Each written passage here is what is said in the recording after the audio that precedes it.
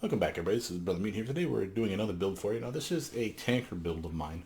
Basically a Superman clone. We can't call him that, of course. We can't call him Clark Kent or any of the Kents or Clark L, Con, whatever. Nothing. Don't get to do that in the game. They will genericize you. So this is the one above you. A clear and obvious nod to the one above all, who is clearly God, or in the Marvel universe is. This character is literally extremely tough, as all tanks should be, in my opinion. Highly resistant to damage of most types, Psi being one of my problems, which of course I've shored up to a reasonable extent. Decent amount of defenses as well, except for Psi, which again is a problem. We have the ability to instantly heal / increase our HP to a maximum level, which is amazing, as I'll show you in a moment. We also have the ability to taunt targets with an aura. This is a typical tanker primary ability. Usually it's a damaging aura, dot, damage over time, where basically you leave the aura on and it will taunt them because it does damage to them. And it smacks them in the face and they get pissed off at you and then aggro onto you, which is again a tank's job. A brute can do this too, to a lesser degree, but by and large, if you really want to keep that aggro, you really want a tank. And that's what the tanks do better, more or less, than a brute ever will. Brutes can do damage. They're kind of like in between a scrapper and a tank, in my opinion. It's kind of like the best of both worlds, but a little penalties in each. So again, may not be as tough as a tank, may not be as defensive as a tank, or have as many hit points as a tank. They can build to it. Doesn't mean they'll get there. The tank gets it a lot easier to cap, for instance. But the brute can work in that regard, but they can also do more damage than a tank. But they can't do as much damage as a scrapper. But they're more resilient than a scrapper, better defenses than a scrapper, more HP than a scrapper. So again, you can see that they kind of fit right in the middle. So there's a couple different ways at least that you can make this character as a brute or as a tank. I went with tank because again I wanted a solid tank. Not that Blood Red Moon is not solid, it's just I wanted a Superman clone. And to me, Superman doesn't feel like someone that gets more pissed off and therefore does more damage. Certainly he is a damage dealing class, but he's also the person, being, whatever, in DC that basically takes the beating so that teammates don't have to. That's just the epitome of what a tank is. So what we have here is picking every invulnerability power, almost every super strength power. We didn't take hand clap because it does no damage and it does a knockback ability, which I'm not a fan of. If I had more slots, I would have totally taken it so that I could have a knockdown ability, or have that in foot stomp, but again, having another never hurts. And it does keep damage from exceeding your cap and taking you down, especially for those things that we're not heavily resistant to. But smashing and lethal, we're at cap, and fire and kill, we're looking pretty damn good ourselves. So again, and there's ways to increase those as well, which I'll show you. But by and large, this is a solid character with decent defenses. You'll notice I don't have a judgment. I have one. But when I pick the one that I want, my defenses get crazy. Because for a 10-second buff, it'll give me amazing defenses. And I don't want to inflate the numbers for you and scare you. And be like, oh my god, this guy's amazing. Yeah, only for like 10 seconds at a time. But I will show you which one I'm talking about. And again, thematically, it fits for my Superman type build. Notice that we've even gone for energy mastery so we can get things like focused accuracy for a nice to hit buff.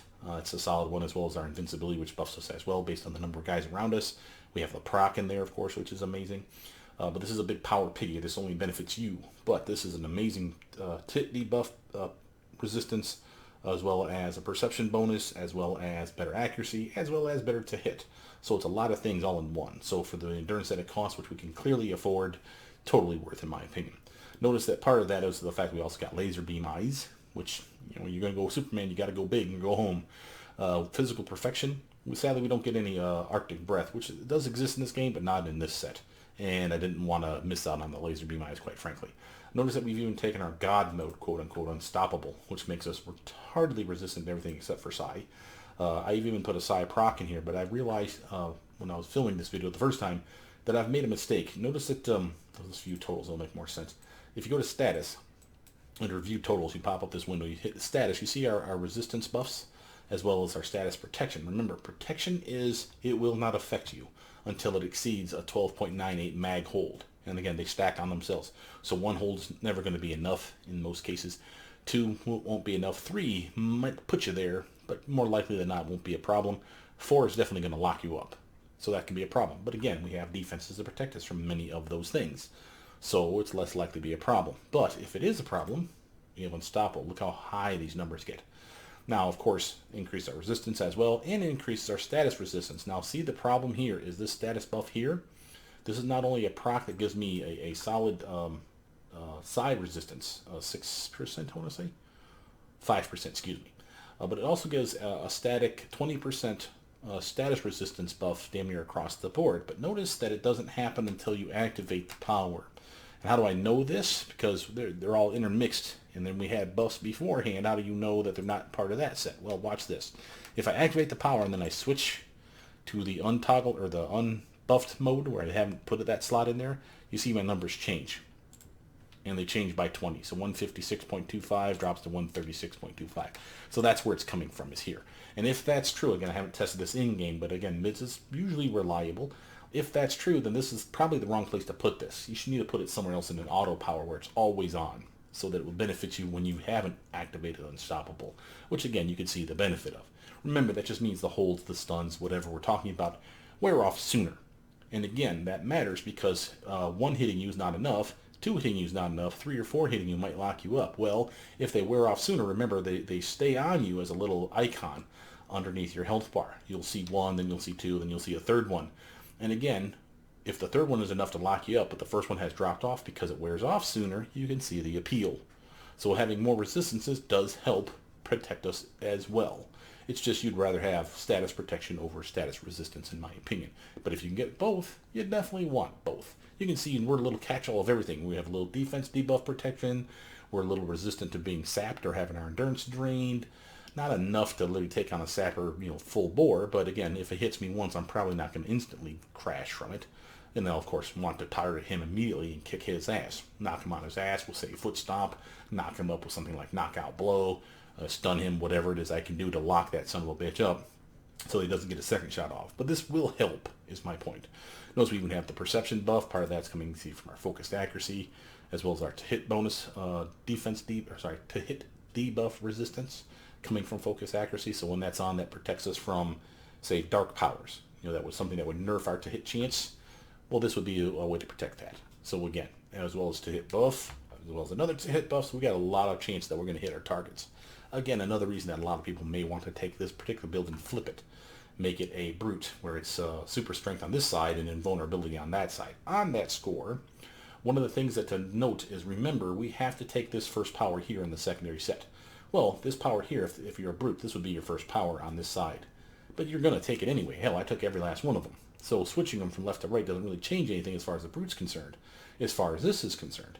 But as far as here, jab is one of your worst attacks. If you really wanted something else, like maybe you wanted, I don't know, maybe you wanted cross punch or something else, maybe you wanted spring attack, maybe you wanted acrobat, whatever. If you wanted something that's not on my list and you wanted a power to go away, well, you could make jab go away, because at level 1, you don't have to take jab as your first. You can skip it and go to the next one, which in this case is punch. That's one of the benefits of being a brute, in my opinion. As well, of course, as the super damage that they'll push out, which again is definitely appreciated. This character, though, feels solid, and the only other real difference would be, by the way, the energy mastery here. I don't know if it's called that for brutes, but it's called something similar. If not, body mastery maybe, something like that. But the point is, they don't get conserve power. Instead, they get something called superior conditioning, which is an amazing buff. It is kind of like physical perfection in that you slot it for endurance. However, instead of giving a static recovery buff, it actually gives you extra endurance for the brute. So you want to talk about amazing. Slot that power once or twice with just an end mod like this, once or twice, and you have something like 5, 10, 15, maybe more endurance added to your character permanently, just for having that one power. So it's automatic endurance buff is what I'm telling you. We don't get that. We get conserved power, which is crap, and I said piss on that. I grab focus, accuracy, laser beam, eyes, and physical perfection, which is the half of health buff, half of stamina's buff, all in one power. Notice that I've only slotted it for endurance because that's the only thing I really cared about. I have good regen. It's not amazing, but I have dull pain, which of course will jack it back up. And again, that's because of my Numina proc. We've 6-slotted that bad boy to get some decent defenses. Now, on to the powers themselves. Again, why didn't I take hand clap? We already mentioned that, so it's got the KB associated problem with it. It does a nice stun. It's AoE. Does no damage at all. I mean, like none. We could proc it up to do damage, but it's not the point. It's not really worth it to me in that regard. It's expensive to cast. It's not up that often. I suppose if I had, like, as a brute, if I could get rid of jab and slap in hand clap, it sounds weird. But remember, brutes have a harder time having better resistances and better defenses than a tank. So they're more likely to take it in the chin.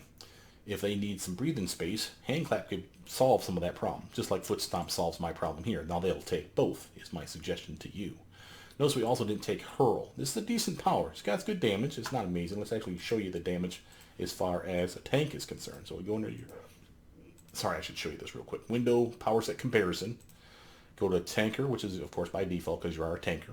Go to secondary, though, because we're talking about our secondary sets. You want to see what damage they do. And you want to just scroll down to super strength and compare it to whatever else you want. But in my case, I just want to compare super strength to super strength.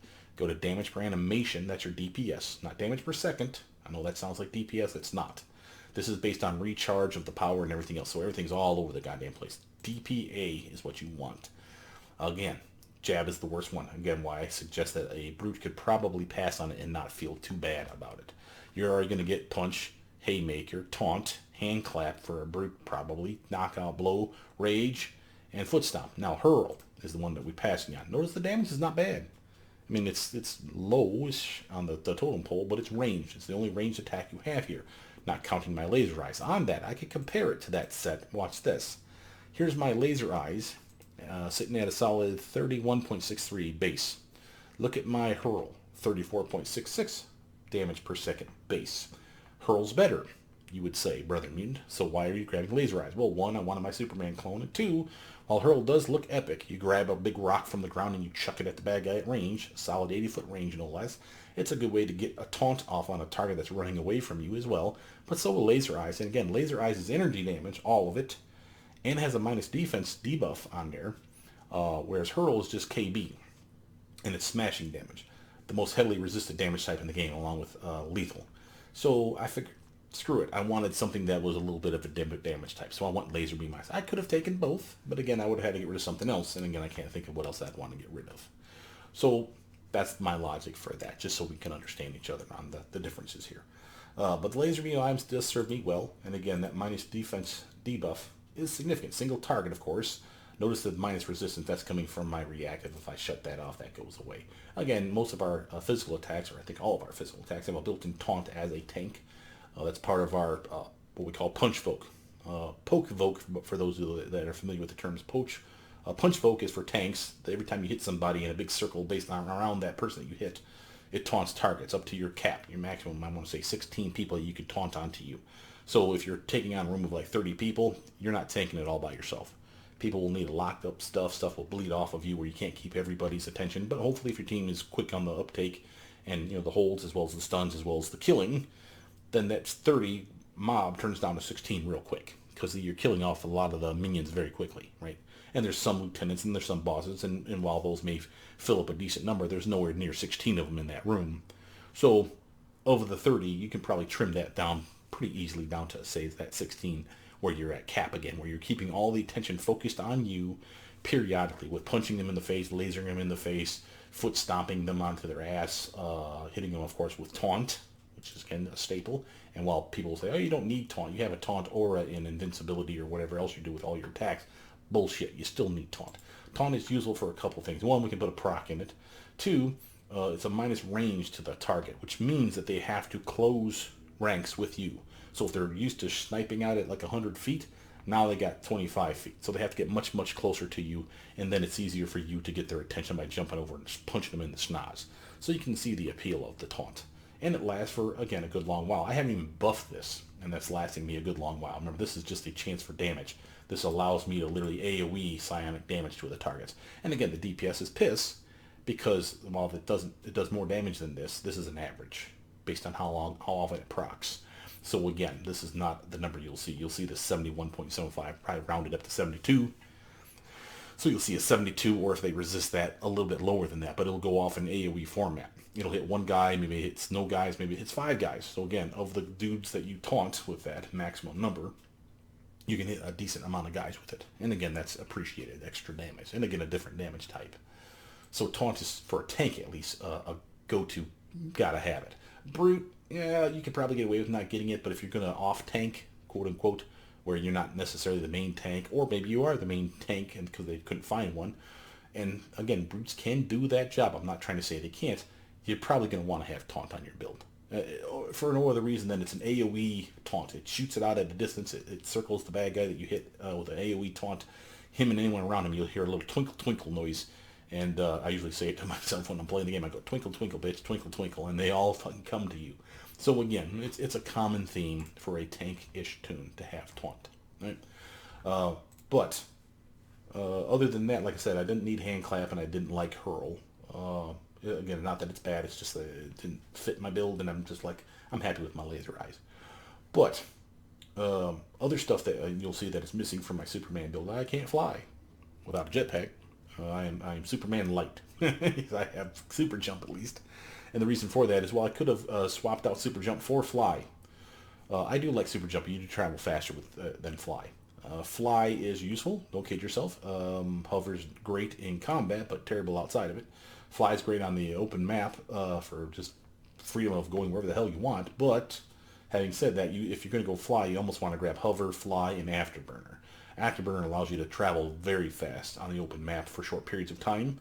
Gives you like a defense buff. Besides, I don't know why that even fucking matters, but hey, it gives it to you.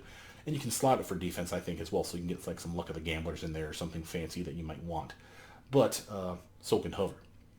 The point is that you would want, probably, like I said, all three of these if you're going to be a flying type toon. Hover in battle, fly outside of combat, and then afterburner when you really need to get from point A to point B very quickly. If you're not grabbing all three of those and you're just relying on hover and fly, or just fly, you're not going to be very happy with it, in my opinion. Again, maybe you're all about the soaring the open skies. Hey, I'm not going to tell you not to do it. But I have jetpacks for that shit too, so I can buy those ad infinitum, and that doesn't bother me one bit. I do like the leaping tall buildings in a single bound, and again, super jump is pretty damn shway. And again, much like flying on your other travel powers, you can slot it for these cool winter's gifts.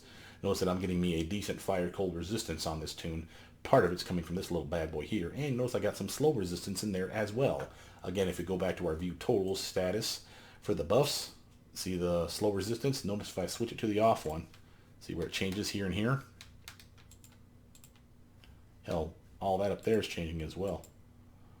So I'm getting some buffs as well. Oh yeah, because of the level 2 fire and cold resist as well as Mids protection. Just a minor amount, but again, still dipping. So again, helping out though in the recharge and the running speed. So again, if I like fall on caltrops, I'm the tank, I'm up front. The caltrops are going to come out, they're going to come out probably underneath me, and it's not just a one set. So while you're thinking, oh, well, that's not that big a deal, I throw caltrops and those little bastards skitter right through that shit all the time. Yeah, that's because it's one. Try facing like 8 of those bitches and having all of them chucking at the same time right at your feet. It's tiny, tiny ones spinning off your character, and again, we're heavily resistant, so it's not going to kill you. It's not the point. It's if I need to move anywhere, I'm herky-jerky slow-mo man because of all that shit. This lessens that. The speed running, 85% resist, that's part of that debuff of slow. We're resisting that heavily, and therefore you're skittering through la-di-da-di-da like nobody's business right through the caltrops, and that's money in my opinion, especially as a tank. If you had, say, a stone tank who's incredibly slow, a fine example around that, I'm thinking stone armor now. A fine example for those guys is either A, they build for speed, which means that if you're looking at our miscellaneous builds for like my ground speed is piss, theirs would be extremely slow, unless they build for it. They build for it, and they can actually be faster than I am on the ground, which is pretty impressive. So that's one way. The other way that's typical, I'd say, for a stone tank is they get teleport. So they can literally say, nope, I need to go from here to there fast. And what they will do is they'll be in their full stone armor form, which is like massive defenses, massive resistances, except for, of course, Psi. And what will they do? They'll teleport from mob to mob in a building. They'll go from here to here, say point, click, and say, okay, we've killed enough of these guys. Like 1 or 2 would probably still aggroed onto me. Maybe the team will kill them. Maybe they'll follow me to the next spawn, whatever. Point is it's manageable for the team. So I'm going to point and click over to this mob that I can see way the hell over here. I'll be right in the thick of things and immediately punching them in the face and immediately taunting them on me again. That's what a stone tank does. Whereas, again, we don't have that. I could grab teleport, but again, thematically it didn't make sense. So that's, again, just a different way of doing things is my point. Notice when I go unstoppable, I get even more status protection and more status resistance, like a lot more. I don't know if I get anything down here. Nope. Just the others. Notice I get a flat recovery buff. You cannot slot this for recovery, only for resistances. And again, like I said, I made the mistake of putting the wrong one in there. But look at what I have. I didn't need to slot it with anything, quite frankly. I'm at the 90% cap for all the ones that matter. And the one that doesn't get buffed at all, the 47.5, always stays 47.5. So again, it's perfect for me right now. But I probably would swap this out with, say, something like the steadfast protection, or maybe just the resist physical here. I could go crazy instead of going for that extra psi and the extra protection, which, you know, I still like it. I could go for, say, where's it at? Here's a status resistance one, again, a different kind, 25% versus the other. And it says regen on that too. What is that about? Never noticed that before. I could also grab those, say, something like this guy here, the global 7.5% HP buff. Now on that, when I told you we had HP, if you're under your view totals, you can also look at survival, and you can see, the resistances and defenses and all the fun stuff. So let's shut off the unstoppable so you get the realistic numbers. Notice that we have regen at 209. It's going to go up because of this proc, this Nuna's Convalescence, plus regen plus recovery, all built into one. Normally you have that down in health, but to get the full 6 set in here, and I wanted it for the extra defense, that range defense. While I don't care about range, I care about the other half. Remember, half of it gets cut into defense for energy, defense for negative. Notice that's kind of our weak spot right now, and weak is an arbitrary term here. But I've maxed it out where I have like uber number of guys around me. If I literally have it down to 1, like fighting like 1 AV, these are the defenses you can expect. Okay? If you're down to that last one guy to fight, like that unkillable son of a bitch, you and your team, mano-y-mano, duking it out, this is what you can expect on this build. Okay, realistically. And that's not bad. Again, not a cap here for energy negative, but so close that you probably wouldn't notice. Here we're above cap, just barely for smashing lethal and fire and cold. And again, psi is always going to be your problem. Melee range and AoE kind of sucks, but at least they're better than your psi. So if it's psi's keying off of anything like this, at least it'll be slightly better. But not enough that you'd really notice, I'd say. Except for maybe melee. So you really do have problems. At least I built for psi resistance. This is not bad. I mean, it's not amazing, but it's damn near half. Which means if 100 points of psi damage is coming my way, if it was at 50% resistance, that only 50 points is coming through. If I even get hit with it. So again, you can see that that's helpful. And the fact that we have decent HP is to our benefit. One way is that because we have these accolades. Remember, you always grab the 4. I always go hero because I know the name of them easy. So the Freedom Phalanx Reserve, Portal Jockey, Task Force Commander, and Atlas Medallion. Those 4 alone give you a permanent 20% buff to your HP and 10% buff to your endurance. Notice my endurance is even above 110%. Part of that's coming from all these weird-ass Impervium armors that I've 6-slotted. And again, these are nice because they give resistances 2 different ways. Here's a resistance proc, a resistance proc, a resistance proc. These are not unique. So I can have this up to 5 times on this build, which again, I did not do, but I could have. That's baller. Notice though the set bonus is that if you 6-slot this bastard, which is again part of the appeal, 4.5% resistance to toxic and psi, which is why my toxic is not horrible either. And again, more psi resistance. So again, you can see the appeal here. I've built for it. Again, I'm a solid character, definitely smashing lethal protected, like up the yin-yang. And the self-heal besides that increases my HP. Now on that, I want you to see your HP here, 2403, and that's with my accolades on. That's not bad. Tanks are way better than that though. They can reach, tanks and brutes can reach a much higher cap, which is of course the goal. You want to be maxed out on as many things as you can. I mean, if you could have max accuracy, max damage, max to hit, max defense, max resistance, max regen, max recovery, you'd be a happy freaking toon, right? Well, we can't do all of those things, so we focus on the things we can. In this case, we have solid defenses, solid resistances, a decent amount of regen and recovery. I mean, the recovery is not bad at all. The fact that I literally am getting 3 endurance per second after everything's said and done is not bad at all. And again, I can get even more if I go unstoppable. The downside of that is while I'm uber, this crashes you as well. You got 3 minutes of God mode and then you get fucked. And on that, for any devs or people that talk to devs that may have their ear, please consider changing this, kind of like we've done the crashless nukes. I'm not saying don't make a crash.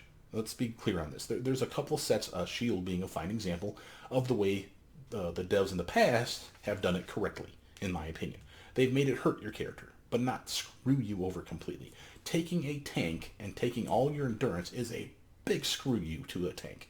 So what do I suggest? Well, there's a power out there. I can't tell you which one it is because I can't remember.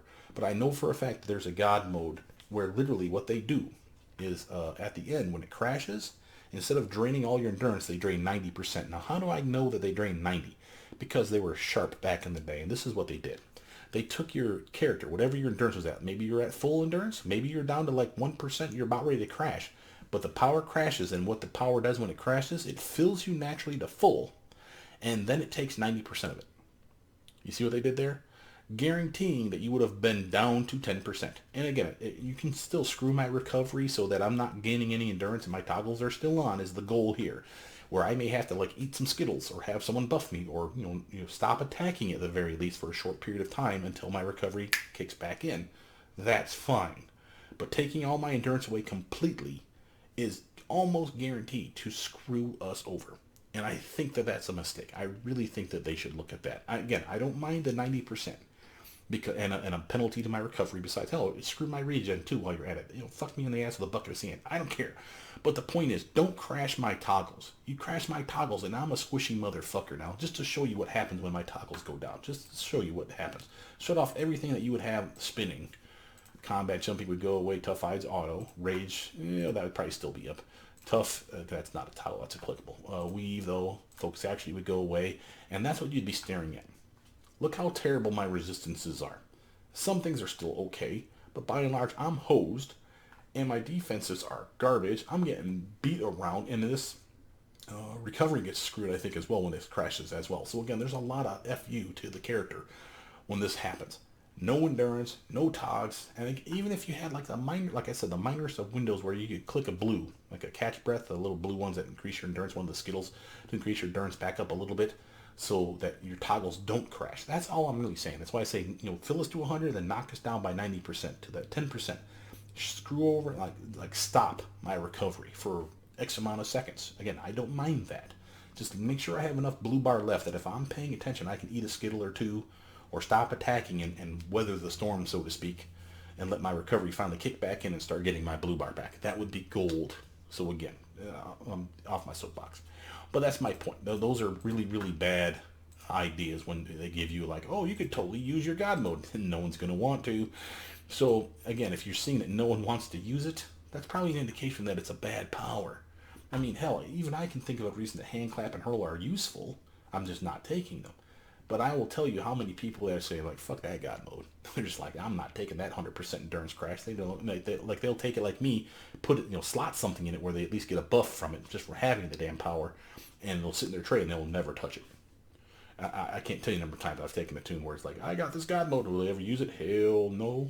I'd almost rather have the team faceplant than me looking like I'm awesome for 2 minutes and then faceplant. Because you can't rely on that shit. And again, there's ways around it. We can mitigate it with things like Eye of the Magus. When it's getting ready to crash, pop that little bad boy. It's a clickable. You have plenty of endurance at the time before it crashes, right?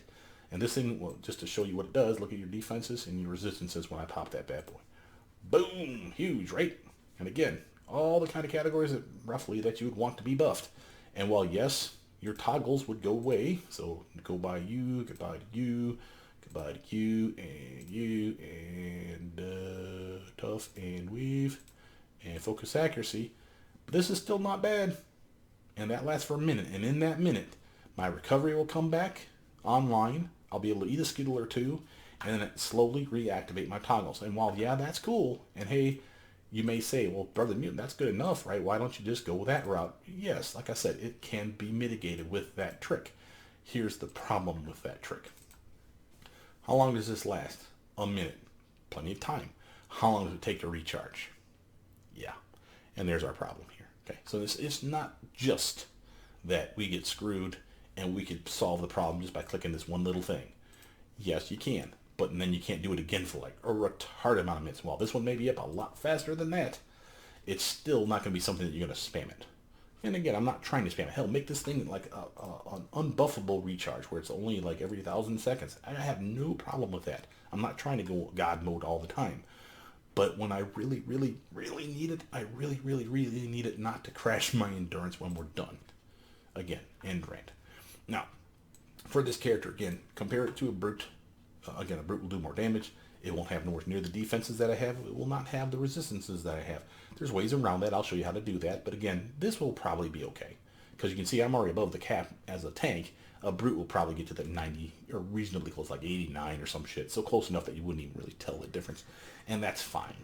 The extra HP, on the other hand, look at this bad boy. When I kick Dull Pain, not only is it self-heal, it is also a max HP power. So you can heal yourself and you get a boost to your HP cap for 2 goddamn minutes.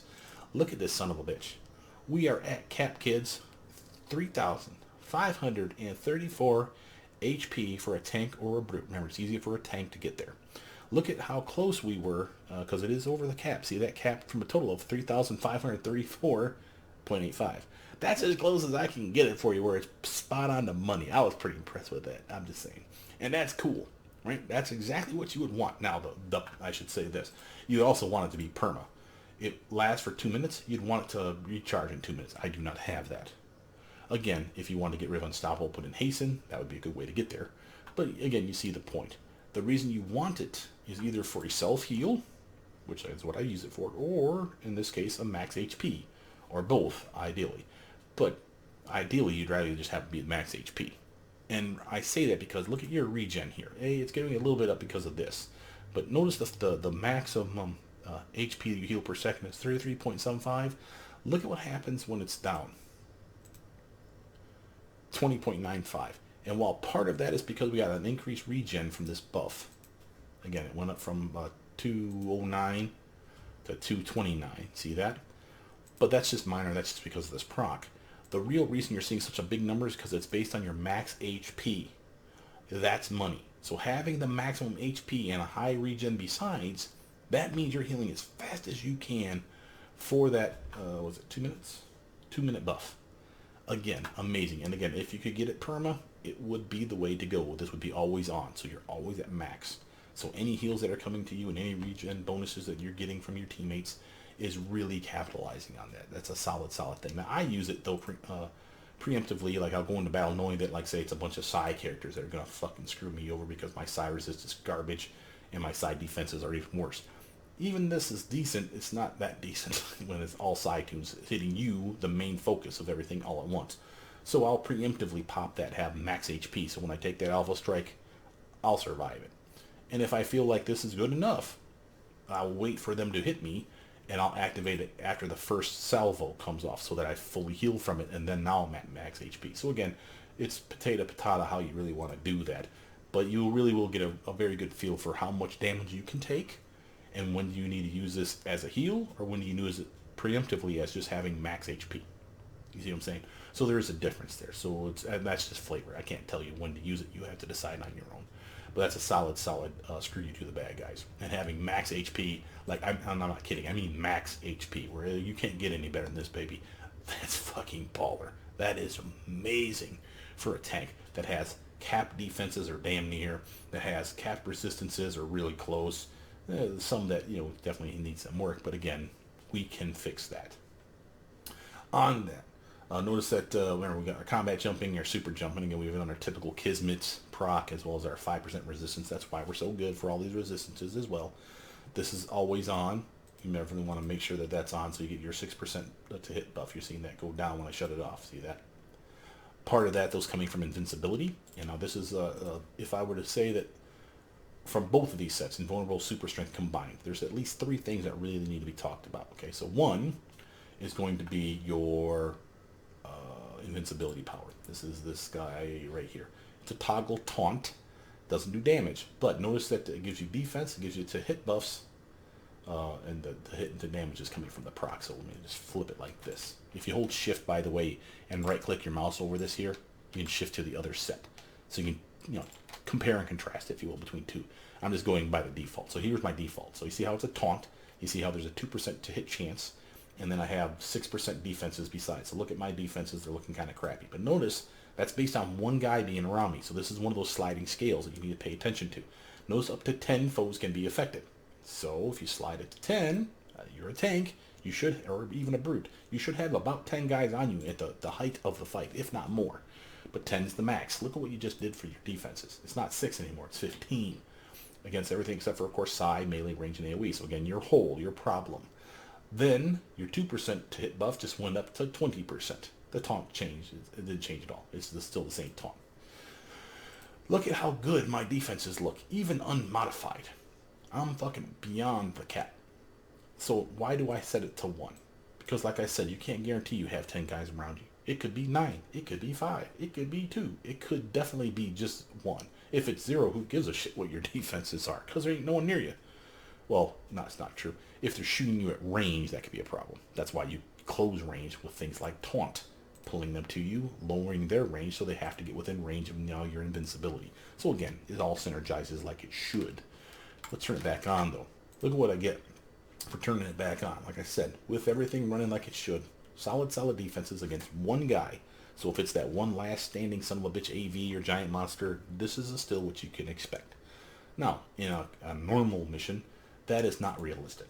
Like I said, I would set it to maybe 4 or 5 or 6, and again, you get a good feel for where you're at. So I'm a little overkill. I don't mind. Again, remember, you will be playing, I assume, incarnate level content, and the incarnate cap for defenses, I want to say, is 57, 59%. I always err on the side of caution on that since I can never remember. Look it up. But by and large, I want to say 59. 57 is always sticks in my head. I think I'm just wrong. I think that's more of a, I think in a food, like Heinz 57 or some shit like that. But 59 is probably the number. And again, we're close. I can actually get there if I get maximum number of dudes and then some. I'm real close on energy negative again, and fire, cold, smashing, lethal are above it. Psi again is still going to be sucking. Nothing I can do about that. But again, you can't rely on the number. So I just set it for 1 and forget it.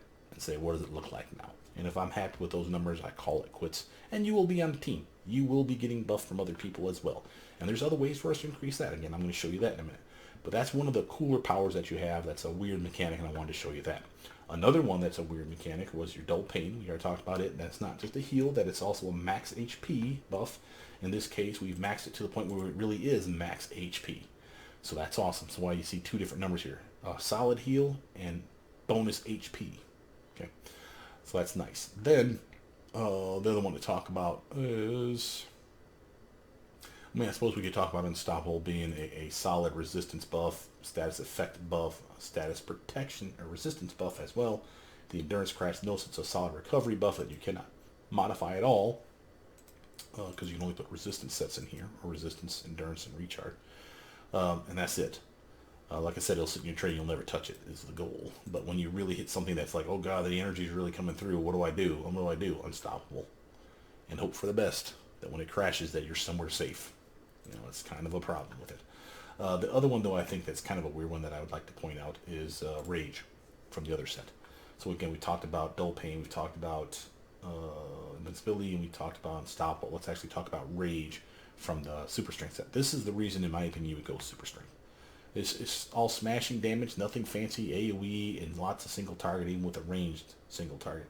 It's all smashing damage, nothing fancy, heavily resisted by the end of the game, not going to be something that you favor. Why would you even want this then? Besides the aesthetic look of it, obviously, you have Rage. Rage is like a build-up buff. Damage buff into hit buff, and a solid amount of it at that. Now, there's 2 things. It lasts for 2 minutes. That's one reason you want it. And again, it's a solid buff. Like I said, it is not just a hit buff and a damage buff in 10 seconds and it's gone. No, sir.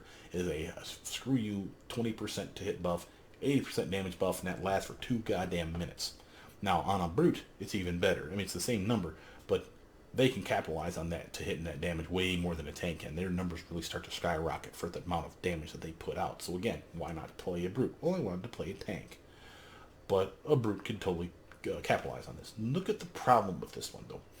It has a slider, so you can stack it.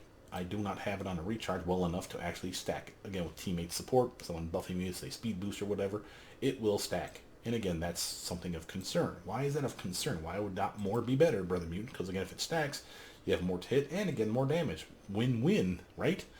It crashes.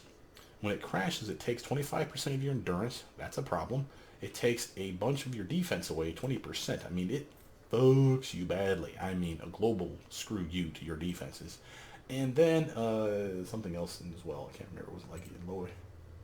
See, reduces your defenses, drains of some endurance, and your attacks are... Oh, yeah, there we go. Your damage output goes into the crapper. And I don't even mean you lose your 80% damage buff. No, sir. I mean your damage drops down to like you're a kitten.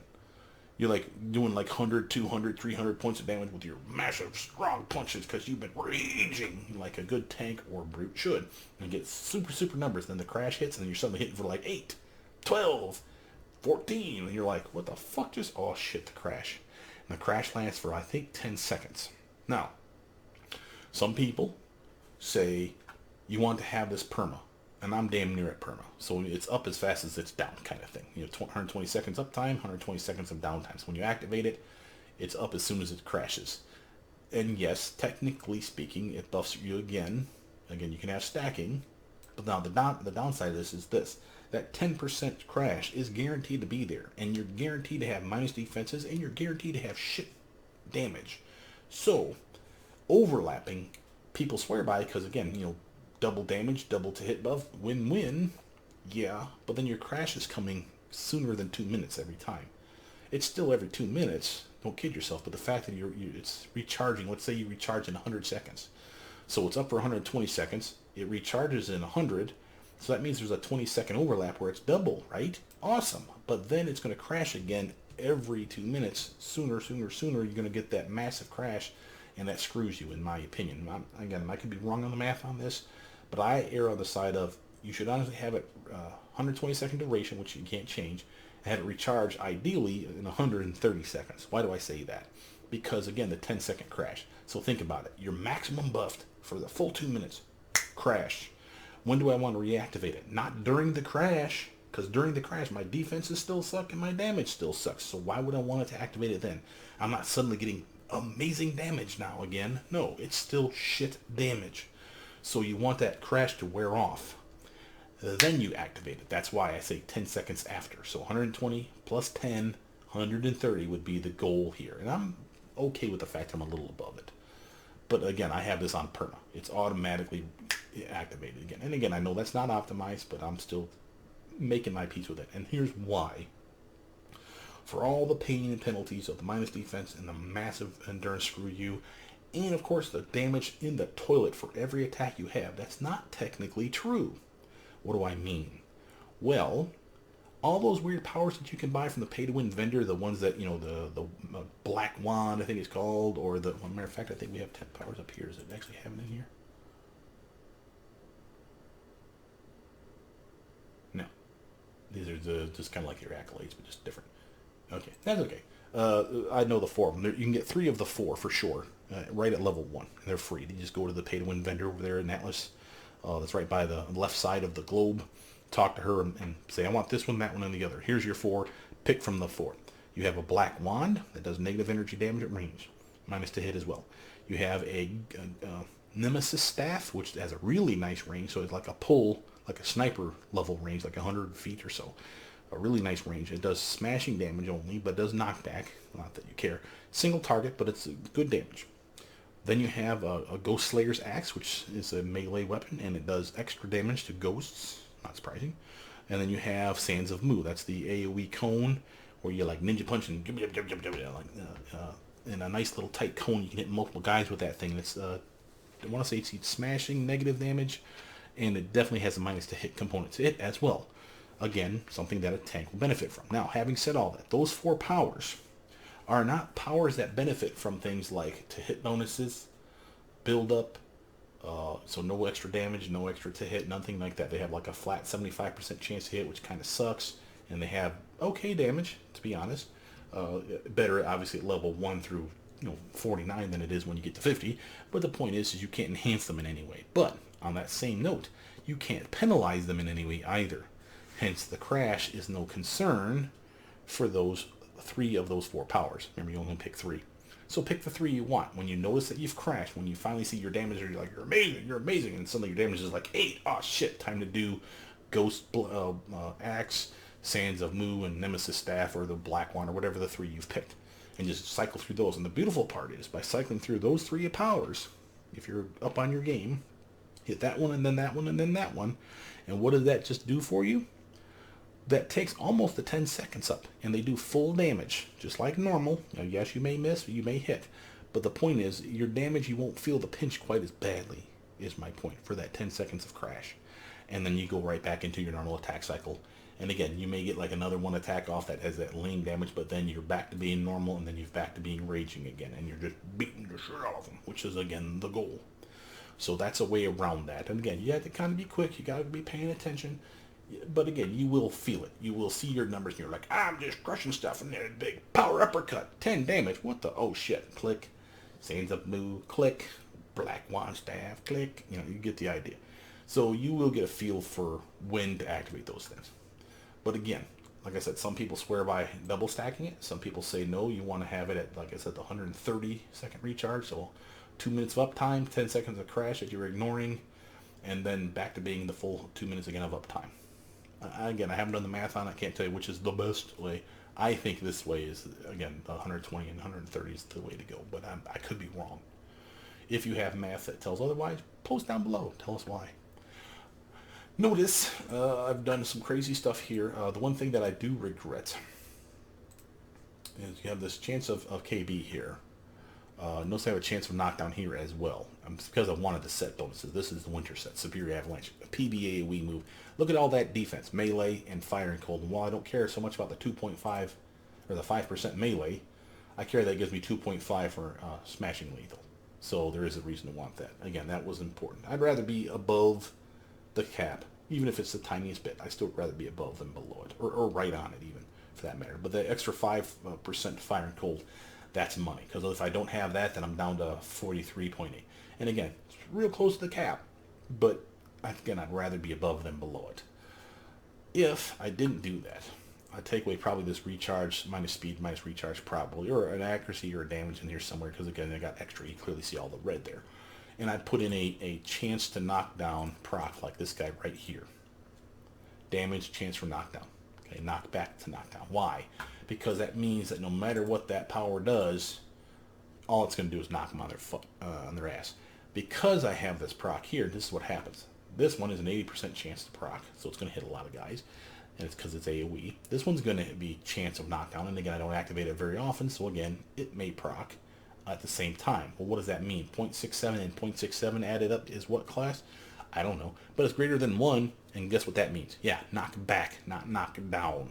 That's my problem. So you'll see me get frustrated with the fact that I'm knocking people to the four corners of the fucking map. They don't go very far, but you can knock them over an edge pretty easy without really trying, and it kind of sucks. You just have to be mindful of it. But ideally, you would have had something in here, like, again, that chance of knockdown, or for example, this one here, the knockback to knockdown can come from here as well. There just wasn't any reason to 6-slot this one. And again, that extra slot, like I said, taking it away, see what it did to my fire cold defenses, that's the downer. That's the real reason that I'm just like, I can't do it. Nope, not going to do it. But this build, like I said, is about done. Pretty happy with it. I don't have it finished in game, just so we're clear on this. But again, I don't have to show you that. So the thing I messed up the last time was I didn't make, was it temp invulnerability? I got the 4 instead of 6 slotted, I think. And it didn't impact me because, again, I still have my resistances here. But what I'm missing out, look at, by not getting the 5th and 6th slot in here, I'm missing fire and cold resistance, which I definitely feel. I'm at like the 69s. And I'm also missing the level 6 upgrade, which is more toxic and psionic resistance. So I'm in the low 40s here and the high 40s there.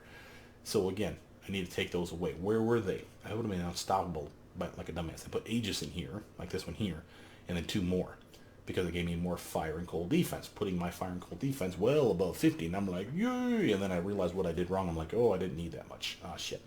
So that's my bad. So I'll take those 2 out, eventually respec. Just take those 2 away and slap it up in here, and again, flush this one out and get a full 6 in here. Because I already got it in tough and unyielding, but again, I just want to have it all. And again, it will not impact this at all. It's all about affecting the toxic psi and the fire and cold. So these ones here all would benefit from 6 slotting the impervium armor. And this is the hidden mystery for those people that are like, oh, my toon sucks against psi damage, and I'm a tank and or a scrapper, and I just can't handle it. This toon sucks. Well, have you really looked into impervium armor? Look how, I mean, I should have 0 in here, kids, just to back this up. This should be as close to 0 as it could be, damn near.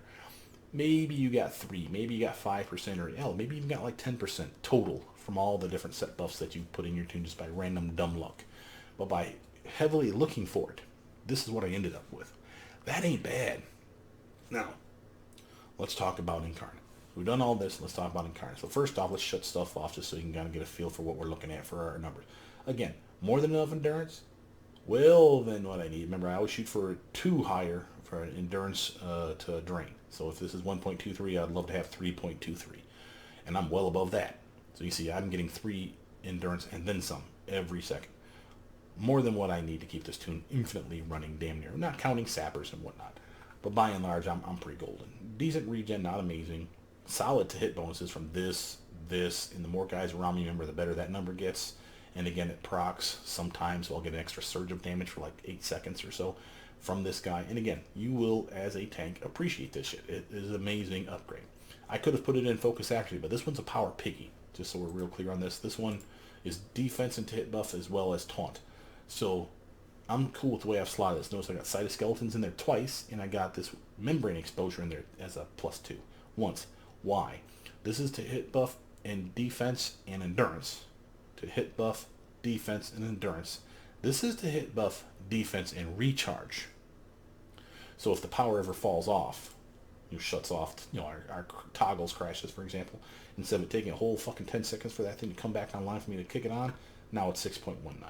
So again, well, with all the buffs we have beside here, I got some luck of the gamblers in here too helping me out. But the point is that it comes up a little bit faster.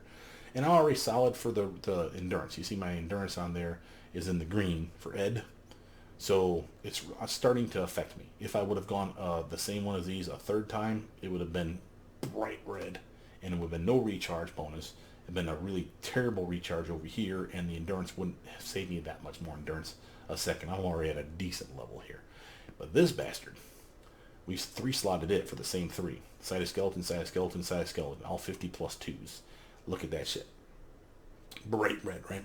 This one doesn't give us defense, even though it says it does in the pop-up menu. No, this is all to hit. That's all we're scoring. We're not getting that much. We're going from 5 to 7.85, so that seems wasteful, right? But the reason you do this, look at the power piggy. 0.78 endurance per second just to run that fucker. And that's just you benefiting from it, not the team. It's not like tactics or leadership or whatever, where you're helping the team out like this power here. No, sir. And that one's a power piggy besides. Now, this is twice as much, but it's only you that's benefiting from it. But you know what? You need it.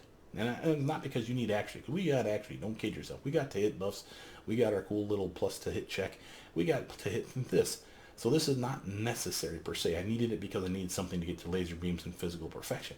I could have gone conserve power, but I would have never have used it. There's no reason to. I have endurance problems. Nope.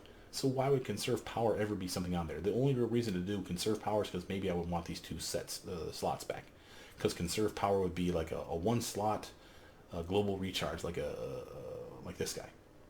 And that's it. Because you're never going to use it. It'll sit in your trade, much like Unstoppable. It'll just sit there. Oh, my endurance is getting low. Conserve power. And now it says back up to full again because it's an endurance discount. That's all conserve power does. It's alright. It's not worth it, though. I'd rather have the chance to hit. And again, even if this became an endurance issue, you can shut that shit off and go back to the regular toggles that you have. We still have it to hit buff. But if you really, really, really want to capitalize on hitting and not missing a law, remember the goal is to take the same target. Remember, you can hit them 9 times in a row, and on the 10th time, I believe, you have to miss.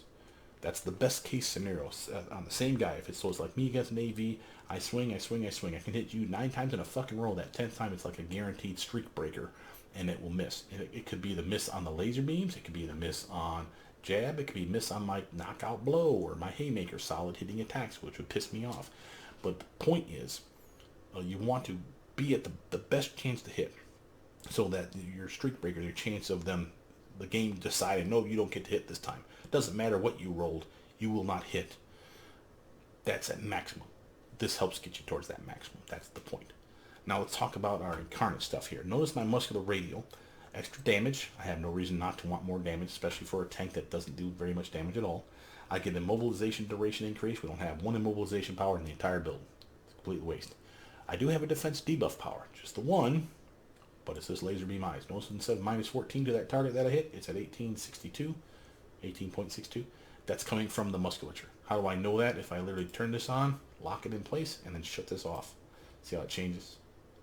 And again, if you want to see the damage output for it, 205 versus without musculature, 193. So again, not leaps and bounds better damage, but I am getting better damage, and that's for every power.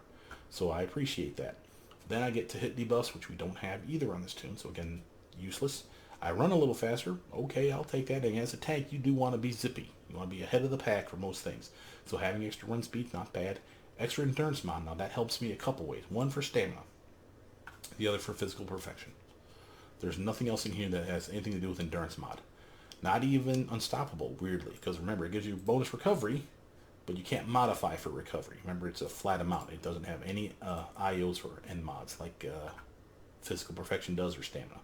But again, the point's still the same. It still benefits me in stamina and in physical perfection, which is why this number is as high as it is. So I appreciate having that. That's more endurance, less likely to be a concern. Meaning I can run focus actually almost, if not all the time. I appreciate that. We'll talk about the judgment last. Reactive radial. All this one's going to do, this is up at the right side of the tree. This is just, I set them on fire, the damage over time, 75% of the time, with a fire proc for every attack that I have. And then I have also a 25% chance to lower their resistance, a minor amount, again, 25% of the time with every hit. So it just helps burn things down a little faster, pardon the pun. So that's why I like that one. And again, it's not canon for Superman that his fist sets you on fire, but he punches you so hard, he hits you so hard that he sets the skin on fire, is my logic here. Good enough for me. I want it. There really is nothing in here that made sense for Superman, so I'm like, fuck it, I want it. I know this does damage, I'll take it. For the superior ally for your lore pets. Now, I think I'm going Ruleroo. I think that's the one I want. I could be mistaken. It could be the Banished Pantheon that I want. I'll have to look online again. But the one you want, whichever it is, either this one or the other one, you want on the left tree, so it's the damage dealing ones, because you have defenses. You don't need something to heal or buff you by and large on this build. What you do need is something that puts out numbers. So you want to go up the left side of any tree. The right side is the one that does damage and has a little buff bot that's immortal. If you need someone to protect you or buff you, heal you, give you better defenses or fortitude or whatever, go up the right side of the tree. I don't need that, so I'll go up the left for the extra DPS. So 2 damaging pets. The ones that I want, again, if it's Ruleroo or if it's Banished Pantheon or something completely different, I can't remember. But they look like giant crystal monsters. Or like they're made of ice. And they even have like ice powers like Blizzard or Snowstorm or Ice Storm or something of that nature. And they have like major laser beams that kick out of their whatever should be fists on these monsters. And they look like big, like I said, ice or crystal golems. As I'm Superman, and he's a big fan of, crystal Fortress of Solitude type shit, who's to say he doesn't have, crystal robot golems that come and help him in battle? So again, thematically it made sense to me. That's the one I went for. It's not the best damage dealing ones. It's not remotely close to the best ones. But they're fun and they look cool and I kind of dig them. So I'm like, fuck it, that's my guy. Notice that I went for sorry, I need to pop up the cards to think of the names of these things. This is the Destiny. Notice that I went for Rebirth. You may say, why? Look at Destiny. Look at my choices. So first off, Clarion, that's the Mez protection. I don't need that. If I have Mez problems, I hit Unstoppable. Incandescent, Superman doesn't teleport people to his side. It seems weird. Barrier could be an argument for that. I'll come back to that in a minute. But then it's either that, Ageless, or Rebirth. Ageless is recharge / recovery / endurance back to you and your team. Again, I don't have endurance issues. And while, yeah, it'd be okay to help the team out, I'm not going to say no to that. But again, it doesn't feel like something that Superman does. Rebirth even is something that he doesn't do, but I'm going with it because it helps me out, and I'm cool with that. Barrier would be one that you can make the case for. Now, why would I say that? Well, while Superman doesn't technically protect everyone with his super invulnerable body by projecting it outwards, I could make the leap in my brain that he's protecting you by extending the bio whatever aura that he has on his skin. That's the logic that they've been saying in DC lately for why he's as tough as he is, right? He has an aura around his skin that literally are all his cells for that matter. And that's why he can super strongly lift stuff instead of having it crumple into him because he's super strong and he should literally shear right through the plane. He's extending that barrier of his protection out to whatever he's holding. This is how we can like bench press like a building without it falling and crumbling to pieces. So you could convince me that barrier core, AoE buffing you and your team could be worthwhile. And again, I told you there'd be ways to increase your resistances even more. This would be one of those ways. One of. So you could convince me of barrier core. It'd be solid defenses, again, even more than you have. That'd be awesome. You'd be even more tanky. And again, even better resistances, which again, you would appreciate. So what's the argument? Well, I want Rebirth. Why did I go it? Well, first, there's 2 to choose from. Remember, the left versus the right. So the left is max HP and a big heal. Max HP we already have, remember? So there's no need for that one. So we can discount that one right away. Rebirth Radial, on the other hand, is max or big AoE heal for you and your team, which again, I don't, as a tank, normally heal. Why not be the tank that heals? I'm cool with that. And plus regen for you and your team. Look what happens when I activate my rebirth. Now, this is going to be inflated. It steadily falls off you, but it shows you the best possible number right up the front. So for 10 seconds, this is what my regen turns into. From 229 for 10 seconds, it's going to be 1829. Fuck you, game. I regen better than anybody. Well, maybe not, but still pretty fucking solid. And then that's fastly cascades down. But the good news is this buff lasts for the full 2 minutes, which means this is awesome for 10 seconds or 30 seconds or whatever the hell it is, and then it gets worse. It gets worse, and it gets worse again. And by the end of the 2 minutes, it finally wears off. But in that full 2 minutes that it's up on you, you have better regen. Then it wears off, and then guess what? It takes 2 minutes for this to recharge. So perma, this is always going to be something that you reactivate to always heal yourself and always get max regen at all times for every chance you can. No reason in the world not to. And I'm cool with that. And again, if I didn't do that, I would do Barrier Core, the one that's the 2 minute buff, massive defense, massive resistance. Again, for 2 minutes. Again, it scales. It's amazing at first, and then it gets worse and worse and worse. But for the full 2 minutes, you will at least have something on you. And then you reactivate it again. I could be convinced of either. And you can color code this one because it is a bubble. So you can make it a Superman blue or red or yellow or whatever you want. Maybe yellow because it maybe matches the sun. I don't care. Point is, you can do that. And I'm cool with that. Now, last point, hybrid. Before we start talking about judgment. I said there was another way to do resistances. I went to salt. You don't have to. Assault, for those of you that don't know, there's two versions. There's the left versus the right. The one I'm taking right now is the left. This is for every hit that I land, there's a 65% chance that I'll get a stack of global damage buff. I want to say 10%, 15%, something like that. And literally will stack for a decent amount of time. Yeah, 15. If I hit you maximum of 5 times with that, I can keep that up consistently just by attacking, and always keeping it up to about 5. That's a 75% damage buff to all my power. Remember, that stacks along with the other damage buffs you're seeing here. So the 127, add another 75 on top of that. See what we just did there? Increased our damage output a lot. And that's for like the 2 minutes or whatever that's up. It also always, whether it's on or not, gives you a static damage buff. It's like only 10%, but I'll take it. This side gives you, instead of damage buff per every hit, it turns your hits into energy damage, like an extra energy punch. So like you punch them with smashing damage, then you'll see another smaller number pop off. That'll be the energy damage. That's the double hit. And now it's not double. Remember, we've had this in a previous video. It's not double. It's whatever the base damage is. We'll take our base damage of 36 here. You'll see a 36.67 or whatever pop over the head of the target that you hit with this when it procs, because it's energy damage. Now the downside of this is the damage. So we had this argument before, which of the two to take. And again, I always get this wrong, and I do apologize. I would rather just err on the side of look it up and read it. It's basically just type in Assault Core versus Assault Radial City of Heroes on a Google search. You will find the argument on the forums. And there's way smarter people than me that will explain it to you. I keep reading it, keep thinking I have it in my head, and then I keep thinking that I fuck it up. So I don't want to tell you wrong. But in a nutshell, the way I remember it is the one that does the chance of double hitting is for those guys that have a solid damage buff they have an innate damage buff per attack. Those are the ones that are the DPS builds anyway. So a blaster, a stalker, a scrapper, guys that are there to dish out damage anyway should take the double damage hit. The ones that have crap damage, like your defenders, your tanks like me, or maybe brute, I can't remember, but basically the ones that have crap damage output because the base hit or damage is really, really low anyway, you don't want to double the damage on that because another 36 is piss. You want the 75% extra damage because that makes this 153 go up, up, up, up, up.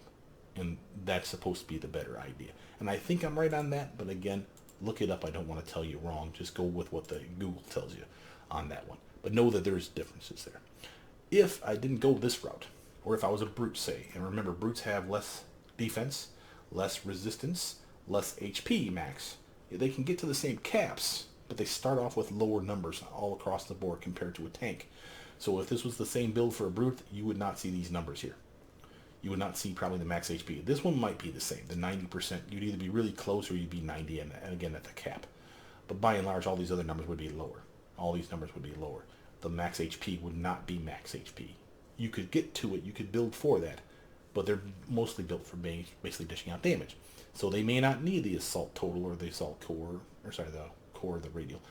And again, I can't tell you that that's a wrong answer for a brute. I never really play one. But they may say, you know, my defenses suck or my resistances suck. Maybe I should take the melee core or the melee radial. This is what these ones do. The core gives you extra resistance based on the number of guys around you, so these numbers will go up based on the number of guys stacking on you. If I went for radial, the defenses would go up based on the number of guys that are around you. And again, you're the brute, or in my case, the tank. You're going to have guys around you. That's the fucking point. So this is a really good way to like maximize something specific. So let's do core. And this is the resistance. Notice the regen goes up. Now first, I want to shut off my rebirth. So you can see the regen is still really, really high. That's because of this melee. Shut it off and I'm back to my normal number. Okay? Melee core's on and suddenly it skyrockets. Look at the number here. It's slider scale as well. Look what happens when it's up to 10. First shut it off. Resistance is down. Regen's down. Activate it. Regen is high, baby. And a massive, like capped out cold and fire. We're already capped out for smashing and lethal. We're getting energy negative in a nice place, and toxic, and even psi. You're looking fucking pretty sweet, right? Who wouldn't want this, brother mutant? Well, I don't, because I want damage. But you could see the appeal for wanting this one. Notice, and also stats protection too, which, hey, I'll take it. Nothing wrong with the extra Mids protection. Notice if I went radial, first, we have to reset everything. Again, based on the number of guys, up to 10, it says, I think. It says 9, though. Let's actually set it to 9. Don't want to cheat. It says 9, we'll keep it at 9. But look what happens for my defenses when I do 9. Again, even psi, melee range, AoE, everything, global defense buff. Go up, up, up, up. Every guy around you. Now, it may not be capped. But again, melee's looking pretty good. Range and AoE are looking good. And again, all three of those are better than your psi right now. Again, you can see how a brute would appreciate extra defenses. Now, the difference between this one and the other, notice there's still a solid regen bump as well. And status protection as well. Notice this part here. This is the one that has it. The other melee core does not have this part. Let me read it to you. The effect... no, looking at the right one. Here we go. The effect reaches its maximum strength at 9 enemies. These enemies will be taunted by this power. This one has the taunt. Melee core supposedly does not. At least it doesn't say it in the tooltip. So, if you want to taunt better, remember, brutes have that issue where they're not great at taunting. This could be the way to go. Between it and invincibility, you'll definitely taunting guys to you in a big fucking circle. And again, solid defenses, who wouldn't appreciate that? Hell, we're in the really good place to be in incarnate level material right now. And remember, I've set that for 9. Technically speaking, I should set this then for 9 as well, right? So here's what your numbers would actually look like. Look at how sexy that shit is, man. It's fucking just pretty. If it weren't for the psi hole, you'd be looking really good. Just saying. So again, options. I want to point out that there is better options or different options, not necessarily better, different options than what I was offering with the assault. I'm all about the DPS. I know it's weird because this is not a DPS toon, but I still appreciate the assault core. So if I feel like I'm weak, or if I feel like my defenses are just not there for whatever reasons, or my resistances just aren't there, then I'll go with the melee. Hell, maybe I'll grab both the assault core and the melee.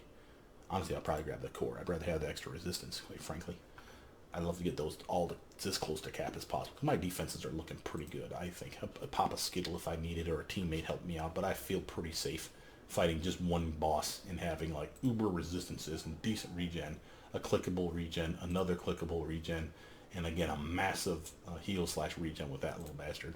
Massive heal, minor amount of regen and recovery when I activate that. Remember, so those numbers will change the tiniest bit when I click. Max HP. Decent heal, decent regen. You see about point. I'm going to feel tough as this toon. Last thing to talk about is our judgment. And the reason I didn't talk about judgment is because I didn't want to confuse the issue with our defenses. Why? Of the judgments here that make sense for Superman, you know, you may say, oh, go cryonic. You shoot a cold blast out your hand. Superman don't do that shit. If they offered it as a cold breath, I would fucking take it in a heartbeat. It's the thing that's missing from my build. I miss my Arctic breath. And there's Arctic breath in this game, so it really sucks that we don't have it as a cryonic choice. But whatever. Ion, I'm not shooting lightning as Superman either. Again, if you wanted to make like a Shazam build, you know, I probably wouldn't go super strength. I'd probably go electric melee. But I would go invulnerable, electric melee, and grab ionic. That'd be awesome. That'd fucking feel amazing. Pyronic makes no sense for Superman either. And again, if you want DPS, you want Pyronic Core. It is the go-to nuke ability. Void, again, you don't do, you know, tentacle porn or whatever, so Superman makes no sense for that. Mighty and Vorpal, they're the ones we're left with. Mighty, let's talk about it first. So we have the ability to do decent smashing damage, which is pretty much our bread and butter anyway. PBAOE, which means you don't even pick a target. You just click the button, you punch the fucking ground, and just everyone in a circle around you takes damage, and a good amount of it. But it's smashing damage, heavily resisted. Radial, less damage, still in a circle around you, but it has the bonus of knocking them up and then knocking them down. What does that do? Well, if you're taking it on the chin, maybe you got a bunch of side damage coming your way and you're just not prepared for it. Maybe you didn't click your dull pain or you forgot or whatever, and you had a big spike of damage come through just by pure dumb luck. And you're like, well, shit, what do? Hit that Mighty. Punch the ground, they go flying, and while they're up in the air and coming back down and standing the fuck back up, they give you time to eat a Skittle, dull pain, pop your rebirth, you know, whatever it is you need to do. And again, it feels like Superman, right? You're punching the ground and makes a big fucking crater. It feels awesome. But the one thing from this build that also seems like it was missing from Superman was his super speed. Enter Vorpal, and I'm going Vorpal Radial. Look at my defenses when I do that, though. Shut it off, normal, turn it on, huge. All of them. Like, even Psy. What the hell, Brother Mutant? It only lasts for 10 seconds. But it's a ninja kick and a cone. You don't have to pick a target. You just have to be facing in the direction you want to activate it. So you face the bad guys, click the button, and just ninja kick. And it feels like Superman jumping from target to target and beating their ass, which feels successful. It's, again, smashing damage, nothing fancy. Again, the same damage type we just talked about. It's less reliable in that it's not PBAOE, and as a tank, I'd say Mighty's probably better. But I do like the feel of the super speed, and I love the defense buff. Now picture it. You're getting into battle. You're the tank. You just beat this one mob down to a pulp, and it's down to the last one or two, like bosses or lieutenants. You know the team's going to be able to handle them just fine. You don't need to stand there and just wait till they die. You see the next spawn way the fuck over there. Run towards them. Aim at them. Vorpal their ass. Ninja bonus to all your defenses, right? Huge bump from there to kapow, and then for the 5 to 10 seconds or whatever that you get that damage buff for 10 seconds, you rush into them, aggroing them with your invincibility and your foot stomp and your punches and everything else you do. Now they're on top of you, and remember, your invincibility gets better based on the number of guys. So now look at that number for that 10 seconds, then you got maximum 10 guys around you as well. Looking pretty fucking sweet, right? Even the Psy is less of a problem. Now, sure, after 10 seconds, it drops back to that. But would you rather have some decent defenses for the start of that fight? I know I would. So again, you can see the appeal for me for wanting Vorpal. And again, I shut it off on purpose because I don't want to inflate my numbers so you don't see the ridiculously high 90s here when it's really realistic, or 60s or whatever, when it's realistically should be that. So that's why I shut it back off. But that's the one I would go with. So this video has definitely been long enough. But my name is Brother Mutant. Please like, subscribe, comment down below. Tell me what you guys think of this build. What would you change? Would you have gone Salt? Would you rather have the melee? Are you talking a brute versus a tank? Again, the two solid ways of making this. And then you could almost even do this as a scrapper. There's no super strength in scrappers, but they have like street justice. Almost feels like Superman, who was trained by Batman, maybe. You're not quite as tough in the 75% versus the 90% cap. The defenses can be looking pretty, but they probably won't get this high either. But you could eke out a solid 45% defense build-ish as a scrapper, I'd say, without much effort. And you'll definitely have more damage. So there's that.